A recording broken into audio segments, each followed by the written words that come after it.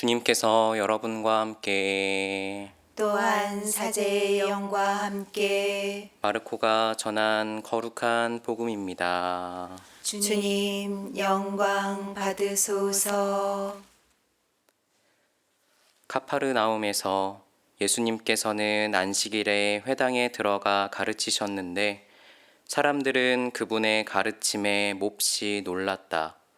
그분께서 율법 학자들과 달리 권위를 가지고 가르치셨기 때문이다.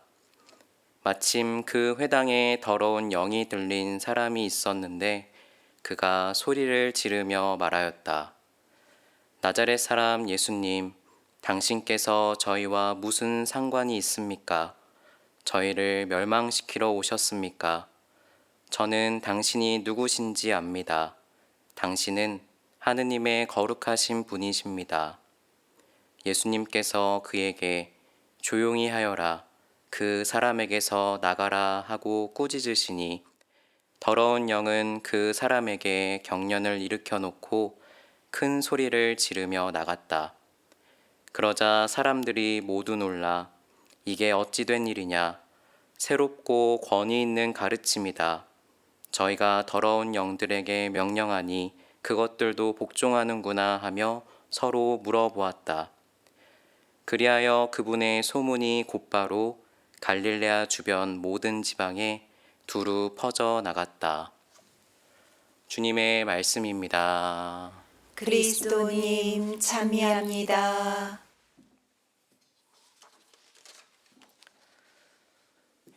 참 예수님. 참 예수님. 저희가 교우분들을 만나거나 또 성당에 다니지 않은 분들을 만날 때 대화를 나누다 보면 항상 이런 질문을 받게 돼요. 신부님은 왜 신부님이 되셨어요? 라는 질문을 항상 받게 됩니다. 그래서 저도 이 질문을 받으면 저의 사제성소의 시작점을 항상 떠올려 보곤 하는데 저의 사제성소의 시작점에는 어머니의 말씀이 있었습니다. 저희 어머니가 한 몇 년 정도 저희 교구 선배 신부님의 식복사 자매님으로 생활하신 적이 있습니다. 그래서 어머니가 그 경험 덕분인지 이렇게 저를 보시고 제가 고등학교 1학년 때 저에게 신부님이 되어보는 게 어때? 라고 제안을 하셨어요. 근데 저는 당시에 어머니의 제안을 받고는 당시에는 제가 10대 후반의 나이에 사제를 꿈꾼다? 라는 건 약간 비현실적이라고 생각을 했습니다. 그리고 또 아버지 역시 이제 어머니의 제안을 옆에서 들으셨을 때 그 제안을 들으시자마자 당신은 애한테 뭐 그런 걸 시키냐고 핀잔과 잔소리를 아끼지 않으셨어요. 이제 그래도 어머니는 저와 아버지의 그 응답에 굴하지 않으시고 에이 꼭 무조건 사제가 되라는 건 아니고 라고 하시면서 예비신학생 모임에만 나가보라고 권유를 하셨습니다. 그래서 저는 고등학교 1학년 2학기 때부터 예비신학생 모임에 나가기 시작했는데 그 모임을 1년 넘게 나가면서도 사실은 단 한 번도 사제가 되고 싶다라는 마음을 가져본 적이 없었습니다. 그러다가 이제 고등학교 2학년에서 3학년으로 넘어가던 겨울방학이었을 때에 그때 지금 당시 학사님들, 지금의 교구 선배 신부님들이 2박 3일간 피정을 지도해 주신 적이 있어요. 그때 이제 사제가 되고 싶다라는 마음을 가졌던 제 또래 친구들과 같이 먹고 자고 기도하고 프로그램에 참여하면서 저도 그때 난생 처음으로 내가 사제가 되어보는 건 어떨까라는 생각을 가졌습니다. 근데 그런 생각만 가졌지 그 생각이 쭉 이어지지는 않았어요.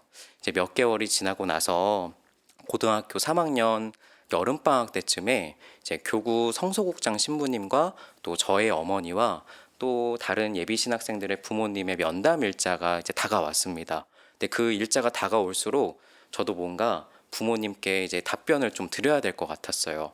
그래서 쭉 고민을 하다가 이제 그날 아침에 제가 내린 결론은 나는 신학교에 가면 안 되겠다라는 결론이었습니다.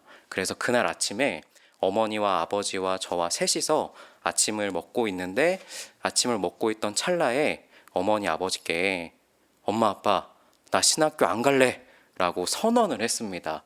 그랬더니 저희 집 분위기가 딱 지금 이렇게 침묵을 지키는 것처럼 정적이 흘렀어요. 어머니는 당장 그날 오후에 교구 성소극장 신부님을 만나러 가셔야 되는데 아무 말 하고 있지 않았던 아들이 갑자기 안 간다고 하니까 어머니는 정말 큰 충격을 받으셨죠. 근데 거기까진 예상을 했어요. 근데 아버지도 당시에 제가 고등학교 3학년, 3년을 다니는 동안 아버지 출근길에 항상 저를 학교에 데려다 주셨습니다. 근데 그때 아버지도 어머니와 비슷한 충격을 받으셨던 기억이 나요. 근데 저는 아버지의 반응은 좀 예상하지 못했습니다.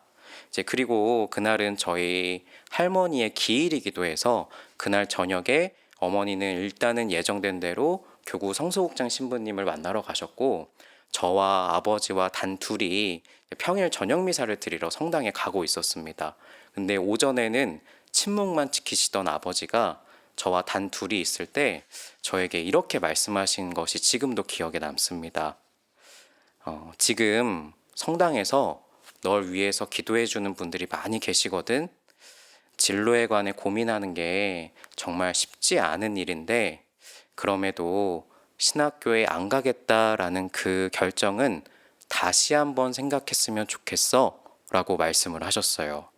근데 사실 그날 아버지의 말씀을 듣고는 바로 수긍하지는 못했는데 시간이 흘러서 이렇게 이 자리에서 지금 미사를 드리고 있네요. 사실 저희 아버지가 어머니께 핀잔과 잔소리를 아끼지 않으실 때까지는 아버지의 출근길 그리고 저의 등굣길에는 차에 타시자마자 항상 손에 담배를 쥐시는 게 일상이었어요. 근데 제가 고등학교 2학년이 되고 나서 어느 날 하루아침에 담배를 끊으시더니 그때부터 아버지의 손에 담배 대신에 묵주가 항상 쥐어졌습니다. 그리고 아버지의 손에 들려있던 그 묵주는 지금까지도 계속 들려져 있어요. 그래서 어렸을 때 제가 사제직을 저 스스로 포기하지 않고 다시 한번 지금까지 이렇게 살아올 수 있었던 데에는 저를 위해서 손에서 묵주를 놓지 않고 끊임없이 기도해 주시는 부모님의 사랑 덕분이지 않을까라는 다른 신부님들의 경험처럼 저도 그런 경험이 있어서 오늘 여러분께 말씀드렸습니다. 이제 오늘 복음을 한번 살펴보면 오늘 복음에서 예수님은 안식일에 회당에 들어가셔서 사람들을 가르치십니다. 근데 사람들이 예수님의 말씀을 듣고 몹시 놀랐다라고 복음에 적혀 있어요. 근데 여기에서 놀랐다라는 표현에는 밖으로라는 표현과 때린다라는 표현이 합쳐진 단어라고 합니다. 왜 우리도 정말 어떤 큰 놀라운 일을 경험할 때 옆에서 꼭 누가 내 머리를 친 것 같은 경험을 하잖아요. 오늘 복음 속의 사람들은 그 정도의 큰 충격을 받았을 것이다 라고 짐작할 수 있을 겁니다. 그리고 그 이유에 관해서 오늘 복음에서 명확하게 이렇게 알려주고 있습니다. 그분께서 권위를 가지고 가르치셨기 때문이다. 저도 예전부터 어디에선가 들었고 여러분들도 다 이미 익히 아시겠지만 권위를 가지고 있는 것과 권위주의는 분명히 다르다고 하죠.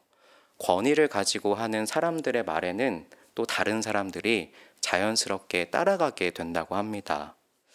아마 오늘 복음에서 말하는 권위를 가지고 가르치셨기 때문이다 라는 그 말을 다른 말로 바꿔서 이해하자면 그분께서는 사랑을 가지고 가르치셨기 때문이다 라는 말로 이해할 수 있지 않을까 저는 개인적으로 바라봤습니다.